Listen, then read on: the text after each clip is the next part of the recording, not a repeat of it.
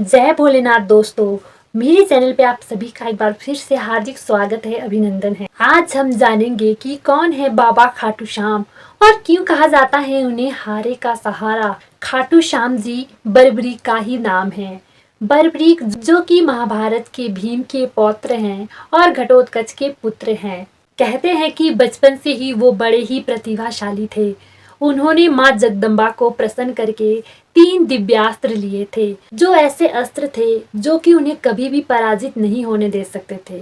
जब महाभारत का युद्ध हो रहा था तो बरबरीक की माता ने उनसे यह वचन लिया कि वो उन्हीं का साथ देंगे जो कि हार रहा होगा।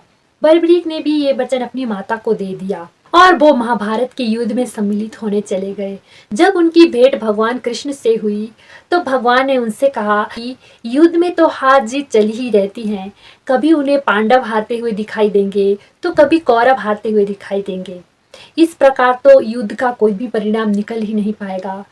बलब्रीक को भी भगवान कृष्ण की ये बात समझ आ गई, इसीलिए उन्होंने भगवान से ही निवेदन किया कि वो ही उनकी सहायता करे। बलब्रीक ने भगवान कृष्ण को अपना गुरु माना था, इसीलिए भगवान कृष्ण ने गुरु दक्षिणा के रूप में बलब्रीक से उसका शीश दान में मांग लिया और बलब्रीक ने भी खुशी खुशी अपना शीश भगवान को दे दिया। पर साथ में उसने भगवान से ये भी प्रार्थना की कि वो महाभारत के युद्ध को देखना चाहता है। इसीलिए भगवान कृष्ण ने बलब्रीक के शीश को एक ऊंचे पर्वत पर स्थापित कर दिया, जहां से कि वो सारा युद्ध देख सकते थे। कथाओं की माने तो जब महाभारत का युद्ध समाप्त हुआ तो पांडवों के दिल में ये बात आई कि उन्होंने इतना बड़ा युद्ध जीत लिया, पर उन्हें किसी की हंसी की आवाज आई। सभी पांडव सेना यह जानने के लिए व्याकुल थी कि आखिर इतने जोर से कौन हंस रहा है। तब वो उस हंसी को खोजते हुए बलब्रीक के पास गए। उन्होंने बलब्रीक से पूछा कि वो तो युद्ध का सारा हाल देख रहा है, तो वो बताए कि सबसे ज्यादा वीरता किसने दिखाई। इस पर बलब्रीक कहते हैं कि कौन से वीर और कहाँ हैं वीर, मुझे तो केवल युद्ध में कृष्ण ही कृष्ण दिखाई दिए।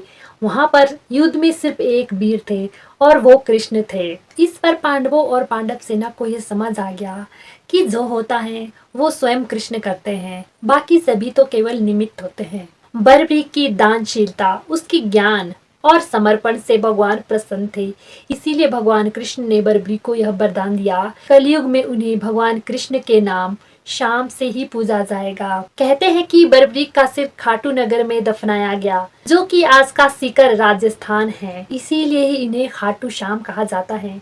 इसी स्थान पर बाबा खाटू श्याम का विश्व विख्यात मंदिर है, जो कि भारत और सनातन की एक उच्च धरोहर है। हर साल फाल्गुन शुक्ल की षष्ठी को यहाँ पर एक विशाल मेला भी लगता है, जिसमें कि देश विदेश से लोग आते हैं।